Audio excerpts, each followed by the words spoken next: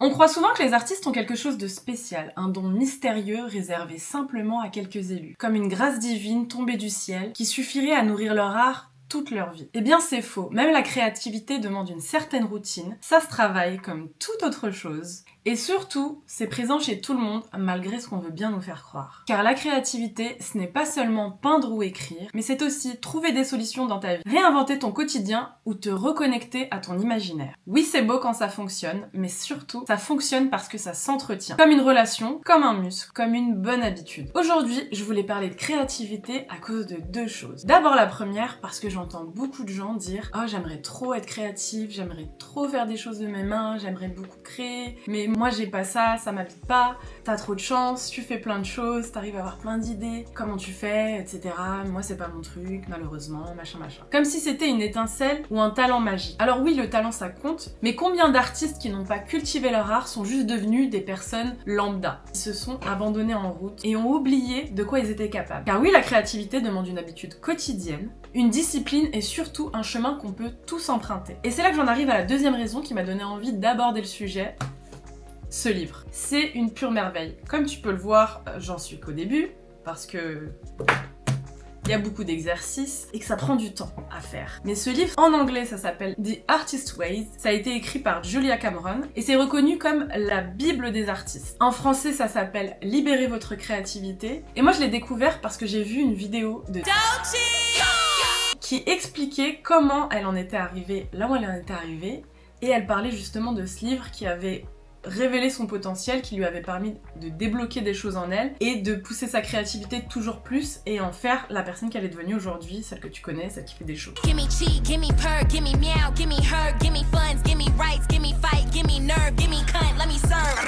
Et plus j'ai approfondi le livre et plus à chaque fois que j'avais des exercices où je butais un peu et que je faisais des recherches sur internet, je suis tombée sur d'autres artistes qui parlaient de ce livre, des artistes internationaux, et je me suis dit pourquoi pas faire un épisode là-dessus, parce que la créativité, malgré ce qu'on pense, ça touche tout le monde. C'est important à cultiver chez tout le monde, parce que même si tu te penses pas créatif, si tu te rappelles de toi enfant, eh ben je pense pas que tu n'aies jamais inventé des personnages, créé des histoires, designé des espaces, exploré de nouveaux chemins, ou tout ce genre de choses que tu fais quand t'es enfant, que tu fais naïvement et que quand t'es grand, après t'être pris plein de murs, plein d'obstacles, plein de claques dans la gueule, appelons un chat, tu oublies sur le chemin de ta vie. Donc ce livre, je l'expérimente en même temps que j'en parle, et d'ailleurs, c'est un petit tip, la meilleure façon d'apprendre quelque chose, c'est de l'apprendre et de le partager en même temps. Je sais plus dans quoi j'avais découvert ça, mais l'idée c'est d'être donc en même temps un élève et en même temps un professeur. Et c'est la meilleure façon de... Pardon, j'ai le mot qui me vient en anglais, d'improve, de t'améliorer dans une nouvelle compétence. Donc pour te dire, ce livre a changé la vie de milliers de créatifs. Et si j'étais assez big pour avoir des sponsors, ça serait clairement une vidéo sponsor parce que je vais me baser principalement sur ça pour cet épisode. Pour t'expliquer un petit peu ce que va contenir l'épisode et ce que contient ce livre, je vais t'expliquer déjà la vision de Julia Cameron, qui est pour info une romancière, poète, scénariste et dramaturge. Et c'est aussi accessoirement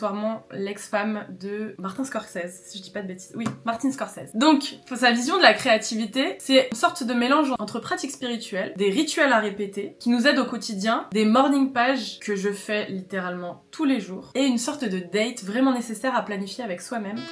Pour retrouver sa créativité, retrouver son essence, retrouver son flow. Et ces rendez-vous sont vraiment nécessaires, car ils sont encore mieux que des dates amoureux, puisque c'est des rendez-vous avec toi-même pour te retrouver et retrouver ton artiste intérieur. Et c'est parti pour l'intro. Donc si c'est la première fois que tu tombes sur une de ces vidéos, je vais me présenter. Je m'appelle Sarah, j'ai créé Escale parce que j'avais envie de rencontrer des personnes nomades qui s'enrichissent à travers le voyage et qui enrichissent surtout leur parcours à travers des rencontres, des voyages, des destinations nouvelles et à travers la richesse du monde finalement. Et aujourd'hui, je partage un petit peu mes pensées sur le développement personnel, la capacité à se retrouver, savoir ce qu'on veut, ce dont on a besoin, là où on a envie d'aller. Et surtout, comment le faire. Je suis assez obsédée par la liberté et j'ai du mal à accepter les murs, les cases dans lesquelles on essaye de nous mettre sans nous apprendre qu'on peut faire autrement. Et c'est pourquoi le sujet de la créativité est d'autant plus important pour justement sortir de ces carcans et créer la vie qu'on souhaite, les projets qu'on a envie de créer et surtout une confiance d'oser des choses qu'on n'osait pas avant. Donc avant de continuer l'épisode, si tous ces sujets te parlent, n'hésite pas à t'abonner, vraiment ça me ferait très plaisir et ça permet de rendre accessible ces vidéos à un plus grand nombre parce que ça booste et ça montre à l'algorithme que la vidéo peut servir à d'autres gens. N'hésite pas à rebondir sur ce que je dis pendant l'épisode, si t'as des idées qui te viennent, si t'as des remarques à faire, si t'es d'accord, pas d'accord, dis-le-moi en commentaire, j'y répondrai sans faute.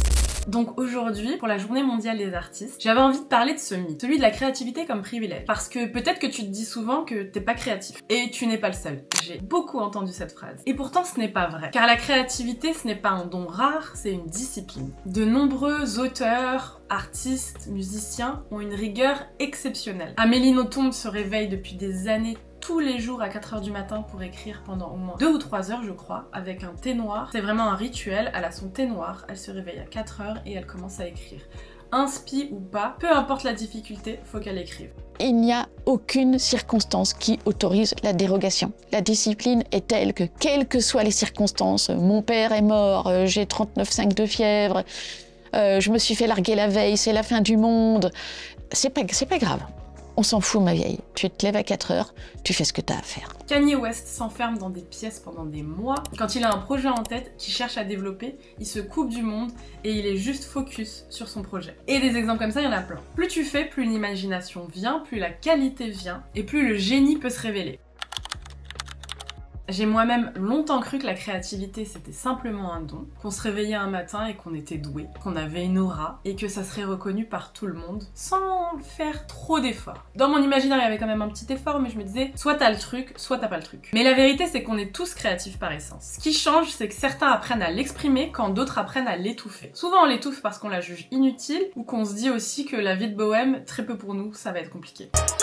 Dans son livre Libérez votre créativité, Julia Cameron dit « La créativité, c'est permettre à l'inspiration de nous trouver en train de travailler. » Et ça change tout. Ça veut dire que c'est pas une révélation soudaine, mais que c'est une pratique quotidienne et rigoureuse. Je suis sûre qu'à l'école ou quand t'étais petit, on te disait qu'il y avait les créatifs, puis il y avait les autres, et que tu t'es peut-être, ou que tu connais des gens qui l'ont fait, beaucoup bloqué, pensant que tu n'avais simplement pas ce don magique. Alors oui, par exemple, si on prend la musique, tu peux penser à des gens qui ont la voix et qui l'ont pas, mais déjà la voix, ça se travaille, et avoir un talent, ce n'est pas forcément être créatif. Il y a des gens qui chantent très bien, mais qui n'ont pas d'inspiration pour écrire, etc. Il y a des gens qui ont le don, qui ne le cultivent pas, et qui se font, du coup, passer devant par des gens qui ont moins de talent, mais qui ont eu la rigueur de travailler. Et finalement, c'est ceux qui ont travaillé qui ont développé la créativité. Les autres avaient juste le don. Et quand je parle de musique, j'ai un super exemple. Enfin, super. En tout cas, c'est un exemple qui me paraît évident, en tout cas. C'est Jennifer Lopez. Elle danse très bien, mais c'est du travail. Sa voix, elle est de base catastrophique, je crois.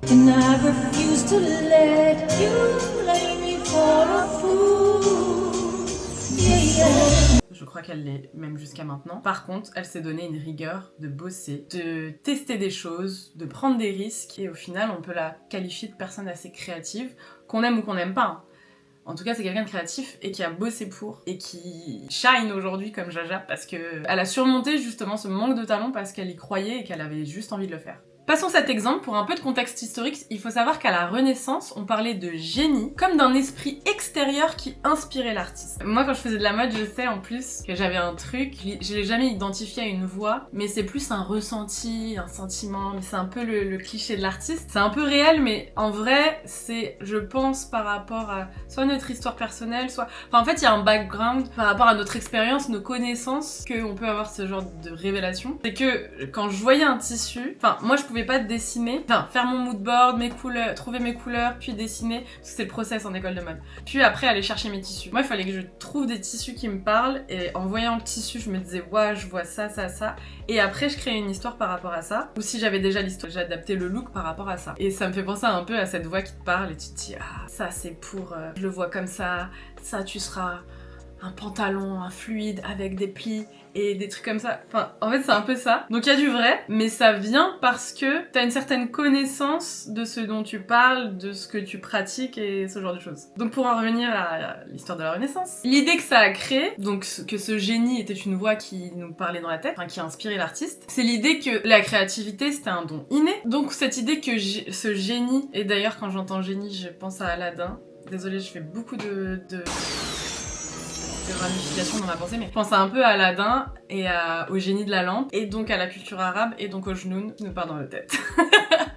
Si vous avez la ref, c'est très bien, sinon c'est pas grave, cherchez sur internet. Bonsoir à tous, ravi de vous revoir très chers amis. D'où tu viens? Comment tu t'appelles? Aladin? Aladin! Salut Aladin, bienvenue dans notre émission. On peut t'appeler Al, si tu veux jouer à Kilt ou double, voilà déjà le Kilt. Et voilà mon dieu! Mais donc, l'idée que la créativité, c'est un don inné, c'est assez récent. Et c'est surtout culturel. Parce qu'avant, c'était pas forcément un don, c'était un truc qui rôde autour de nous. Qui était finalement assez vrai parce que, comme je disais, ça va beaucoup dépendre de ceux qui nous entourent et ce qui nous entoure en termes d'objets, en termes de personnes. Parce que c'est ce avec quoi on a été nourri qui va nous permettre d'avoir certaines idées. C'est-à-dire que c'est nos connaissances qui nous permettent d'avoir une certaine créativité, une certaine idée. Parce que tu sais que ça existe, tu l'as déjà vu, tu peux t'imaginer que ça c'est possible. Je sais pas si c'est clair. Par exemple, pour être plus factuel, restons sur la mode, tu sais que, voilà, pour trouver un look, bah il y a des manières créatives de styler un look. Tu sais que une jupe un peu transparente, pas trop longue, peut se marier avec un jean, mais c'est pas quelque chose que tout le monde fait. C'est parce que tu l'as déjà vu ou tu l'as déjà testé, que tu connais le mariage de telle et telle matière, que tu vas te permettre d'aller plus loin dans ta créativité et de pousser le look un peu plus loin. Et donc de proposer quelque chose de nouveau et de créatif, mais qui vient donc de tes connaissances déjà acquises. Donc pas d'une magie spirituelle tombée du ciel. Voilà. Et en développant cette idée sur la créativité, j'aimerais aussi citer le travail de chercheurs en psychologie cognitive, notamment de... Alors, le nom, c'est une catastrophe, je l'écrirai parce que je sais pas comment le prononcer, mais je vais quand même essayer. Mihaly Csikszentmihalyi, qui parle du concept du flow. Alors le flow, je suis sûre que tu en as déjà entendu parler. En fait, le flow, ça désigne un état mental dans lequel un individu est immergé lors d'une activité ou d'une pratique qu'il l'habite tellement qu'il est entièrement concentré sur celle. C'est-à-dire, c'est ce truc que tu fais dans lequel tu te fonds tellement que peu importe ce qui se passe autour, tu vois rien. T'es complètement... C'est comme un crush très profond. Tu vois, ce moment où t'es tellement amoureux que tu vois rien autour et tu vois pas le temps passer et tu regardes l'autre dans les yeux sans rien... Bon là, sans rien faire de spécial peut-être. Et t'es subjugué, le temps passe et plus rien n'existe. C'est ça le flow en fait. C'est un crush. Parce qu'on parle d'expérience, d'une expérience optimale et... Ce moment de flow, comme dans la relation amoureuse, il est pas continu. Il y a des moments où t'as ce sentiment, souvent dans l'attrait de la nouveauté, mais pas que, normalement, quand tu vas plus loin, pas que. Ça aide à expliquer justement que la créativité, c'est pas une capacité fixe, c'est pas tout le temps pareil, tu seras pas toujours dans un état de flow, il y a des moments où tu vas lutter, tu seras presque en struggle, en battle contre toi-même, te forcer à faire quelque chose que de base tu aimes mais là t'as pas envie, comme pour le sport d'ailleurs. Et donc aussi, ça te ramène à quelque chose qui est accessible à tout le monde. Tout le monde peut se forcer à apprécier quelque chose et à se... Je vais encore donner l'exemple du running. Le running, il y a pas mal de gens qui disent au début t'aimes pas, tu verras ça viendra avec le temps. Bah le flow et la créativité fluide et agréable, et ben ça vient aussi avec le temps en fait. Des fois on a des illuminations, on se dit bah, faut que j'écrive demain un papier, là j'ai une idée, faut que je la développe, machin. Mais si tu comptes juste sur ces moments-là, tu vas jamais créer, tu vas jamais faire, tout va rester à l'état de brouillon parce que t'auras pas cette discipline, cette habitude, ce mécanisme qui te permettra d'entrer dans cette expérience optimale qu'est le flow, ou on peut appeler ça aussi dans cette zone de flow, peu importe comment tu visualises, qui va te permettre d'accéder à quelque chose d'agréable. Et comme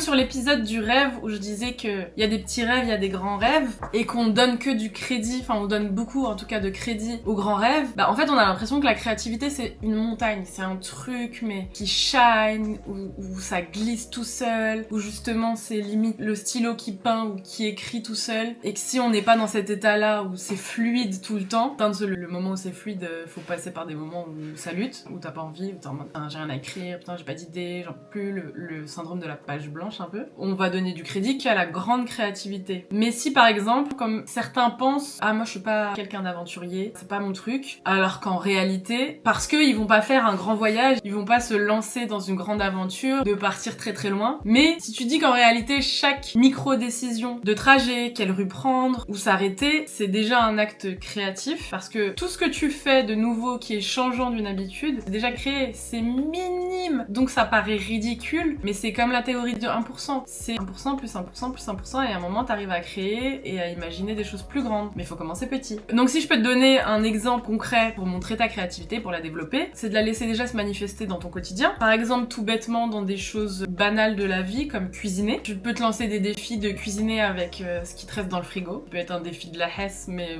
un défi créatif aussi, justement. D'ailleurs, j'ai beaucoup de parenthèses pour cet épisode, désolé, c'est un sujet qui me parle énormément. Mais ça me fait penser aux gens, notamment en Afrique, qui n'ont pas accès à beaucoup de choses, faute de moyens, faute d'infrastructures, et qui sont créatifs de fou avec un bout de pneu, un bout de bois, et des câbles électriques et qui arrivent à te faire un vélo ou je sais pas, enfin, j'ai vu des trucs comme ça. Et c'est justement comment tu peux trouver une solution improvisée à un problème que tu rencontres avec les morceaux de choses que tu as à ta disposition à un instant T. Et ça, c'est déjà des formes de créativité. Et tu peux les commencer dans ta cuisine. Dans ta cuisine, dans tes looks aussi. Pour un exemple au quotidien. Tu peux écrire chaque jour ce que tu penses. Donc, la partie 2, c'est justement comment installer des rituels. Parce que le paradoxe de l'inspiration, c'est que plus on attend l'inspiration, moins elle vient. Comme je disais sur la phrase tout à l'heure, quand l'inspiration viendra, elle me trouvera en train de travailler. Et c'est réel. Donc c'est là qu'intervient la fameuse méthode de The Artist's Ways. Libérez votre créativité en français. Ça en jette moins, mais c'est plus factuel. Libérez votre créativité, tu sais de quoi tu parles. Le message est clair. Donc sur les 2 piliers principaux du livre, parce que en fait, il y a ces 2 piliers, et puis chaque semaine, ça se passe sur 12 semaines. Chaque semaine, t'as des exercices différents, des petits exercices. Juste pour donner un exemple, tu peux avoir, parce que comme c'est pour se reconnecter à sa créativité, c'est aussi pour se reconnecter à son intérieur, parce que c'est lui qui était créatif. Toi, t'as des listings à faire par rapport à des objets que t'aimais quand t'étais petit, des plats que t'aimais, tes plats préférés quand t'étais petit, tes ressentis par rapport à telle ou telle chose, tes endroits préférés, enfin bref. Il y a plein de petits exercices comme ça où tu dois lister, faire des schémas, et ça change toutes les semaines, mais chaque semaine, le point de départ, c'est les morning pages. Et les morning pages, c'est comme son nom l'indique, les pages du matin, qui sont censées être au nombre de 3. C'est pas précisé la taille du cahier, moi je prends un grand cahier A4 et je fais 2 pages. Parfois c'est simple, parfois c'est dur, je lutte et ça veut pas. Et c'est donc 3 pages que tu écris tous les matins en te réveillant. T'arrives pas toujours, mais idéalement sans avoir touché ton téléphone. Sans être imprégné du monde extérieur, c'est justement les premières choses auxquelles tu penses. C'est pas censé... En fait, t'écris au feeling. C'est pas censé être beau, c'est pas censé d'ailleurs être lu par quelqu'un d'autre et non plus être relu par toi. C'est vraiment comme si tu libérais tes démons, tu libères tes pensées, tu libères tes traumas pour justement laisser la place à pouvoir recevoir de la créativité. Parce que au fur et à mesure de ta journée, parfois t'accumules des pensées que tu rumines, des choses qui se sont passées la veille, des choses qu'on t'a dit, quelqu'un qui t'a bousculé dans le métro, qui t'a insulté, j'en sais rien. Ça peut être plus intéressant que ça, mais ça peut être aussi tout simplement vider ton sac pour avoir l'espace de recevoir ta créativité, de recevoir les bonnes choses de ta journée et te vider la tête en fait. Et Julia Cameron, elle dit, les morning pages ne sont pas de l'art, elles ne sont pas censées être de l'écriture, elles sont censées être une décharge mentale, un nettoyage de printemps du cerveau. Donc c'est clairement ça. Tu balances et après tu fais... Bon, alors, qu'est-ce qui m'attend aujourd'hui? Et vraiment, tu te sens mieux. Des fois, je me sens pas bien parce que j'arrive pas à écrire ou je me distrais toutes les 5 minutes pendant que je les écris. Mais vraiment, par contre, quand j'ai libéré tout ce que j'ai à écrire, qu'est-ce que ça fait du bien. Genre vraiment, tu veux créer, tu veux pas créer, tu crois que tu peux créer, enfin ça t'intéresse de créer ou ça t'intéresse pas de créer.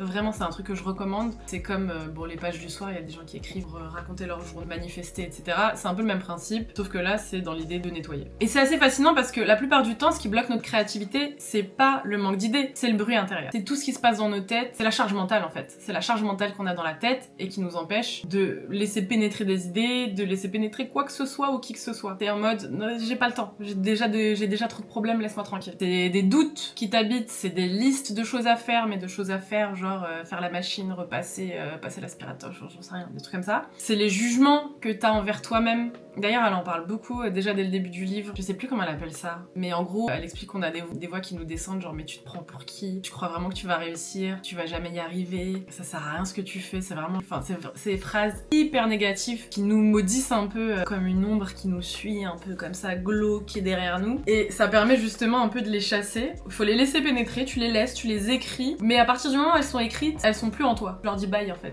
Elles reviendront peut-être demain. Mais pour l'instant, tu leur dis bye. C'est incroyable, c'est comme si t'aérais une pièce fermée depuis hyper longtemps. C'est comme si... J'ai une image de vampire, c'est comme si, comme dans les films d'ado, tu plantais un pieu ou tu jetais de l'ail sur un vampire. T'as ce truc de... Tu le vois un peu brûler, tu te dis...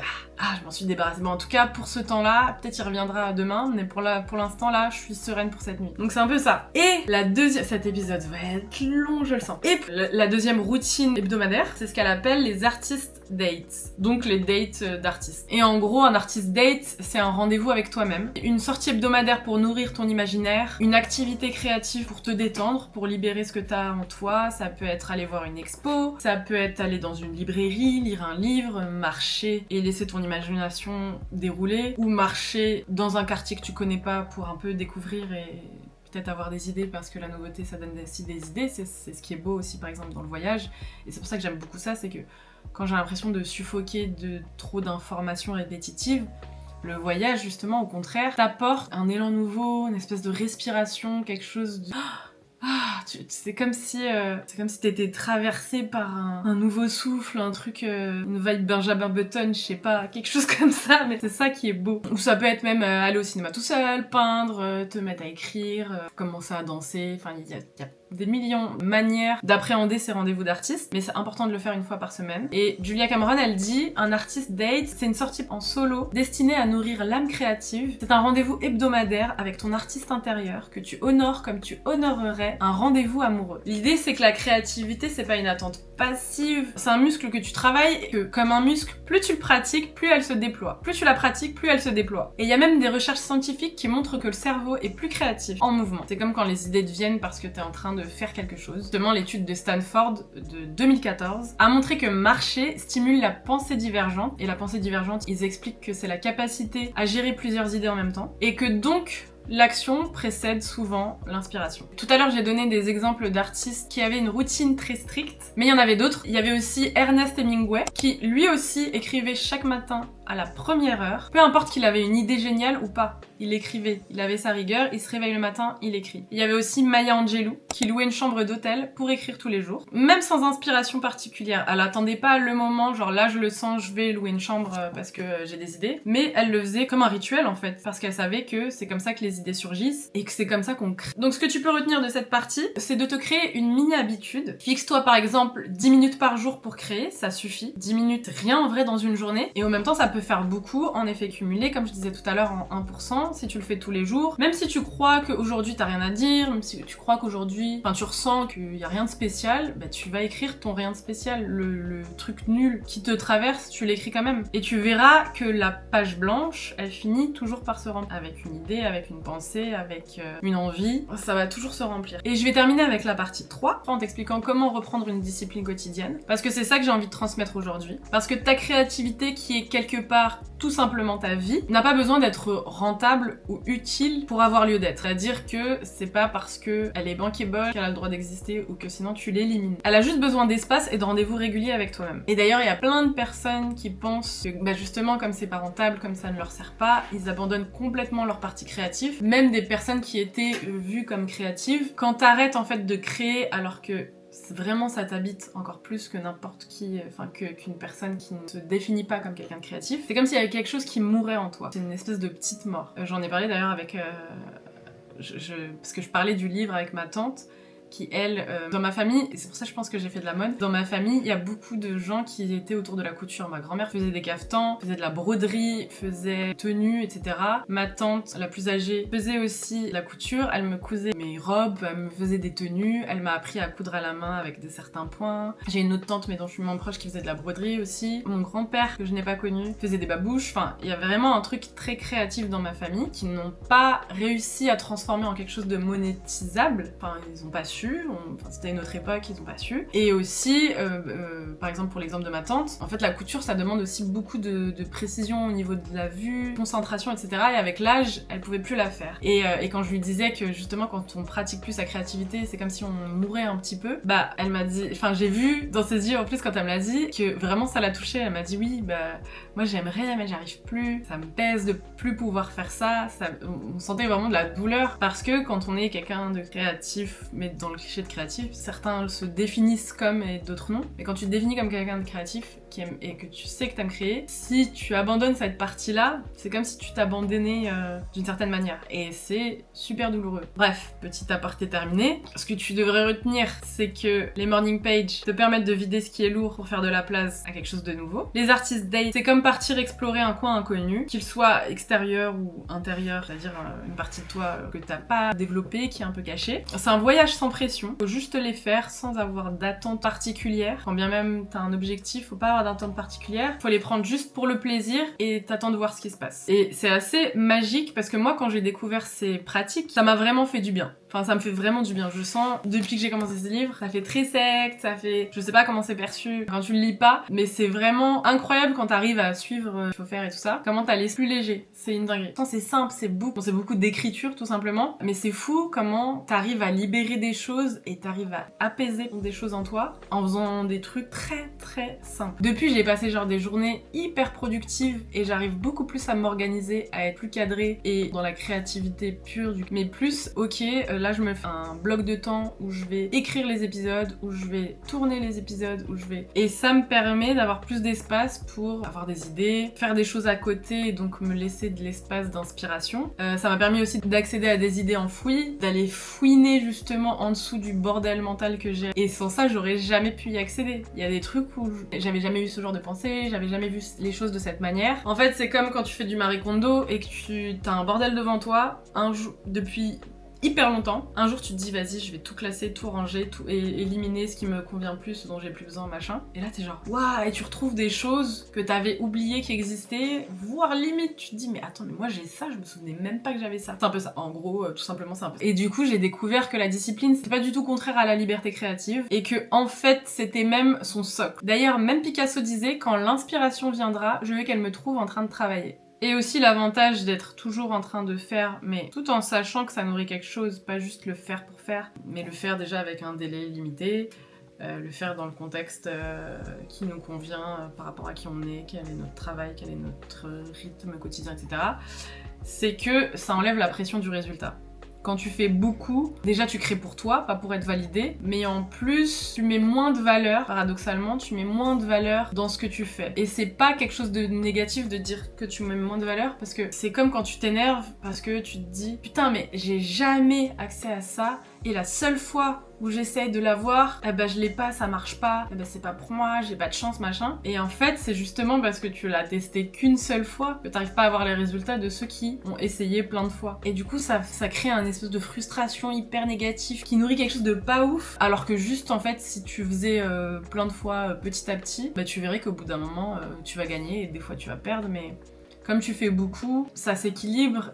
Et comme tu fais aussi pas que pour gagner mais pour le plaisir de faire, t'as pas cette frustration qui s'installe en toi. Je sais pas si c'est clair. Sinon pour te donner un dernier exercice créatif à mettre en place, je te propose une mini liste de rendez-vous créatifs, simple et accessible. Par exemple, tu peux faire une photo par jour d'un détail qui attire ton œil. Ça peut être un détail de look, ça peut être un détail d'architecture, ça peut être un détail de personne. On est tous sensibles à des choses différentes. La même personne peut être sensible à des choses différentes à un moment différent. Tu peux noter chaque soir une phrase qui t'a traversé l'esprit ou qui t'a marqué dans la journée. Tu peux bloquer 1 heure par semaine où tu n'as pas de but précis et juste tu te déconnectes parce qu'on attend souvent la retraite spirituelle dans les montagnes ou le mois à Bali pour faire ce genre de choses, mais en vrai tu peux le faire en version mini en étant chez toi. Et tout simplement aussi, je pense que tu le fais déjà, enfin il y a beaucoup de gens qui le font déjà en tout cas, bah les rendez-vous au sport, c'est pareil. Je sais pas si tu te fais démotiver quand les fois où t'as pas de motivation, mais si tu te donnes un rendez-vous régulier, par exemple, je vais encore donner l'exemple du run, la plupart du temps j'ai pas envie d'y aller, mais comme je sais que le mardi j'ai run, par exemple ça c'est le jour où je n'y vais pas, c'est le mardi, à moins d'un prévu incroyable, je vais y aller, mais des fois j'y vais, il pleut, je suis en mode oh, j'ai pas envie. Et j'y vais en me disant, j'ai pas envie. J'y suis en me disant, putain, vraiment, j'ai pas envie. Mais j'y suis, en fait. Et c'est ça le truc, c'est que t'attends, la discipline, c'est pas, t'attends pas d'être motivé pour le faire. Tu sais que tu progresses dans la régularité, tu sais qu'aussi, t'abandonnes une fois c'est déjà trop parce que tu dis à ton cerveau, tu peux tricher. Et si tu dis à ton cerveau, tu peux tricher, c'est mort! À chaque fois que t'auras la flemme, tu vas tricher. Chaque fois que t'auras la flemme, tu vas dire ah vas-y flemme, ah vas-y j'y vais pas. Non mais tu vois la dernière fois j'avais pas envie, j'ai pas été, tu vois. Donc aujourd'hui j'ai pas envie, vas-y j'y vais pas. Mais non, c'est un piège, c'est un piège, c'est un piège.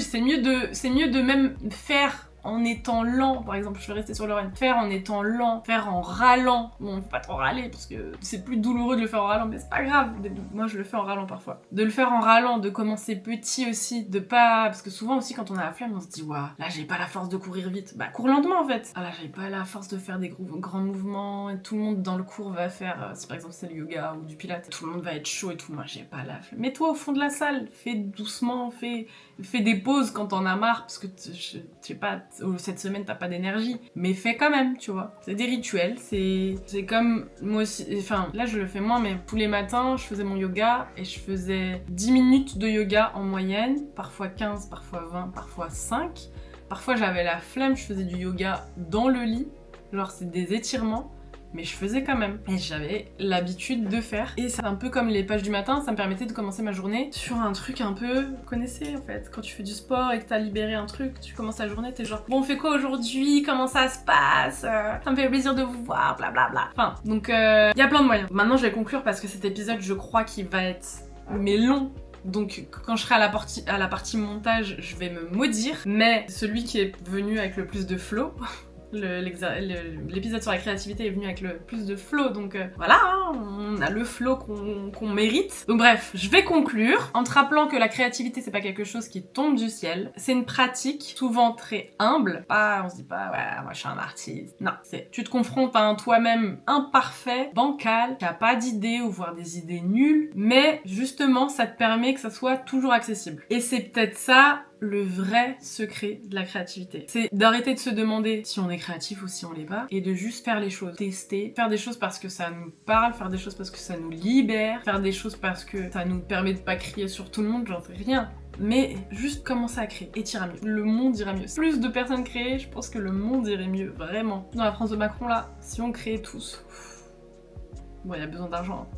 Mais la misère est bien plus belle au soleil, comme dit Aznavour. Et le soleil, c'est aussi de libérer ce qu'on a en soi et se faire kiffer, tout simplement. Donc oui, tu devrais faire plus de dates. Non, sans appli de rencontre. Oublie, ça sert à rien. Enfin, tu veux. Mais d'abord avec toi-même, fais-toi des kiffs. Rencontre ton artiste intérieur qui attend juste que tu le sortes de sa boîte. Emmène-le boire un verre, emmène-le en balade, voir un film, s'émerveiller devant un coucher de soleil, écouter le silence des bruits blancs. Libère. C'est le meilleur rendez-vous que tu peux trouver, qui peut te nourrir, c'est le date avec toi-même. Du coup, avant de me quitter, j'aimerais bien que tu me dises quel rituel tu vas mettre en place pour instaurer ce rendez-vous avec ton artiste et avec toi-même, et redonner ainsi place à ta créativité. Dis-moi quel serait ton date idéal, et comme d'habitude, si cet épisode t'a inspiré, n'hésite pas à le partager, je pense que celui-ci il peut servir à beaucoup de gens, et le partager ça permet de développer la chaîne, et moi ça me ferait drôlement plaisir. Comme d'habitude, n'oublie pas aussi de t'abonner, et surtout n'oublie pas que la créativité n'est pas une étincelle magique, c'est une relation, et comme toute relation, elle s'entretient par des rendez-vous réguliers. Sur ce, je te dis à la semaine prochaine et